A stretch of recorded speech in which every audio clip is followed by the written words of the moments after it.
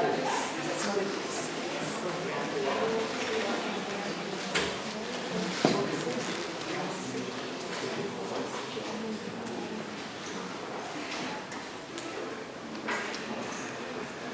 Bom, quem está chegando depois, assina a frequência no final da palestra, tá bom?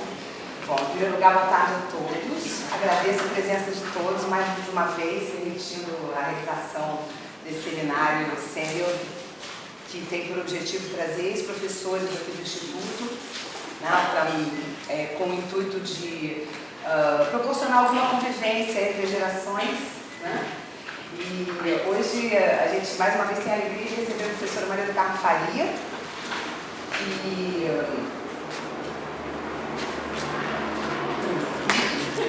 é porque eu não vou lembrar tudo de cabeça, com certeza.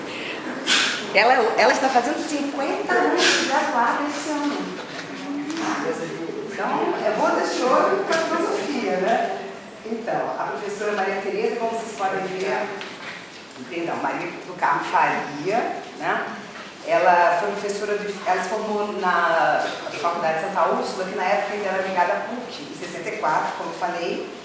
Ela fez o mestrado e doutorado aqui no IFIX, na UFRJ, né? Sempre sobre o pensamento de Aristóteles. Né? Ela foi professora do IFIX de 78 até 92, e ela só saiu do IFIX porque foi convidada para ser reitora da Santa Úrsula. Bom, tem 10 livros publicados. Alguns dos nossos professores atuais, inclusive o professor Fernando Santoro, que é o coordenador da pós-graduação, foi aluno dela e foi um pouco inspirado por ela para estudar filosofia antiga. Ele falou isso publicamente aqui numa ocasião que ele veio recebê-la, tá? E outros professores também daqui foram alunos dela. E 2 livros que o professor recomenda especialmente, o professor Santoro, tá? Que é a introdução à metafísica, primeira leitura da metafísica de Aristóteles, e A Liberdade Esquecida, também são fundamentos ontológicos da liberdade em Aristóteles, e um outro ainda de Aristóteles, O Homem como a Plenitude como Horizonte do Ser. E hoje ela vai nos brindar pela 4ª vez com uma conferência no Seminário Sênior, porque ela é tão maravilhosa que a gente chama ela todo semestre. Nós já combinamos que ela vai abrir todos os semestres. E hoje, para variar um pouquinho de Aristóteles, ela vai falar de Aristóteles, Kant e Hobbes, com as perspectivas, questões sobre ética e direito. E que tem um livro aqui dela, que é um dos publicados, tá? E depois está à venda, se alguém se interessar, ok?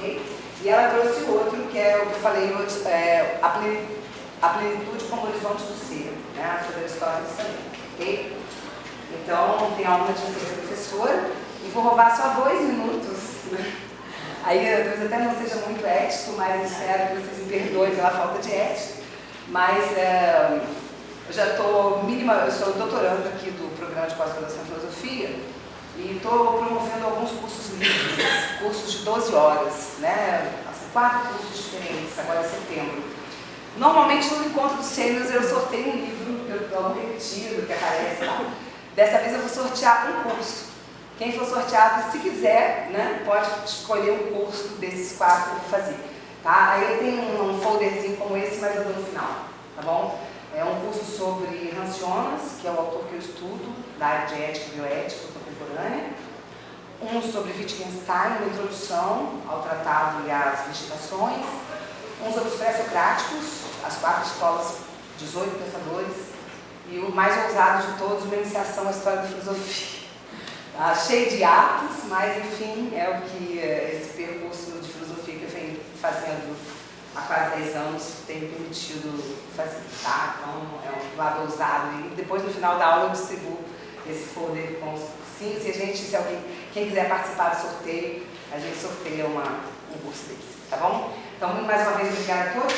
E faltou só lembrar que semana que vem começa o mini curso de Introdução à Filosofia, Ética e à Política de Kant, com o professor Lino Pegoraro, que vem todo o semestre com a gente. Tá bom? Obrigada, professora. Boa aula. Vou só dar uma explicação sobre os 2 livros. Esse daqui foi uma coleção que começou com o José Américo Peçanha, que organizou, que seria um volume sobre cada pensador. Depois ele desistiu do projeto e a Editora Moderna foi que ficou com ele. São livros sempre bem introdutórios, com um ensaio sobre o pensamento, uma antologia de textos e dados sobre a vida do autor. Já a Editora Moderna já publicou vários deles, e o de Aristóteles fui eu que fiz. Esse daqui é o resultado de um curso que eu dei para uma pós-graduação em Direito, e coube a mim dar esses 3 autores, Aristóteles, Hobbes e Kant. O outro professor ia seguir com a filosofia do direito na atualidade, e aí me pediu para tocar nesses 3 autores, e o resultado foi esse livro. Então foram livros escritos não visando propriamente o estudante de filosofia, mas estudantes de outras áreas que se interessam ou que precisam da filosofia, específicos da filosofia. Bom, a outra coisa que eu queria esclarecer, antes de mais nada, é prevenir vocês que o tema Aristóteles, Hobbes e Kant é um mundo, né? Então, realmente não vai dar para a gente esgotar aqui. E, sobretudo, Kant é sempre um problema quando a gente pretende falar um pouco sobre Kant, porque não se fala pouco sobre Kant, não tem como. Ele é um autor muito complexo e, geralmente, quando a gente começa a abordar o Kant, é levado a aprofundar e as dúvidas surgem, ou a compreensão é difícil.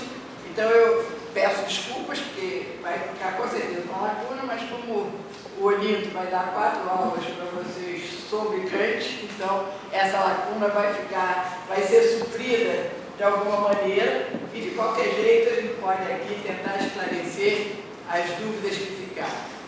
Eu vou focar, sobretudo, nos pontos de inter-relação entre esses 3 autores, no que diz respeito à questão da ética, uma vez que são os 3 grandes paradigmas que deram origem às principais correntes de ética que a gente vem até hoje trabalhando com esses autores. Ora, numa linha pragmática, né, que teve sua origem com Hobbes, ora, na linha do pensamento de Aristóteles, que vem sendo retomado hoje por autores como Pierre Robin, como o Hans Jonas, como outros autores também, que vêm no conceito de prudência de Aristóteles, alguma coisa que é altamente fecunda quando ele está lidando com os problemas que nós, a humanidade, está lidando hoje, né? E Kant e Hobbes, que vem na Idade Moderna, na virada da Idade Moderna, e que se apresenta como anti-Aristóteles, uma fase em que justamente a Idade Média estava sendo negada para poder abrir espaço a um novo pensamento, com Descartes, com Hobbes, os dois são contemporâneos, né? E Hobbes, então, surge como uma proposta oposta, em grande medida, à proposta de Aristóteles, né? E, por fim, Kant, que tenta, ou que supera, ou que apresenta um terceiro caminho que se afasta tanto de Aristóteles como do Hobbes. É uma outra vertente original e extremamente fecunda. Então, hoje vocês encontram autores que tentam combinar, por exemplo, pragmatismo e Kant, né, como o Habermas, e, enfim, outras escolas que estão aí discutindo e de maneira muito fecunda e pertinente com relação à problemática ética que a gente se defronta e também, lógico, com a questão jurídica que se vê a braços com as mesmas questões, né? Então, esses 3 autores, eles nos ajudam a perceber do que se está falando quando nós pegamos as discussões em termos da atualidade, tá? São referenciais, são fontes.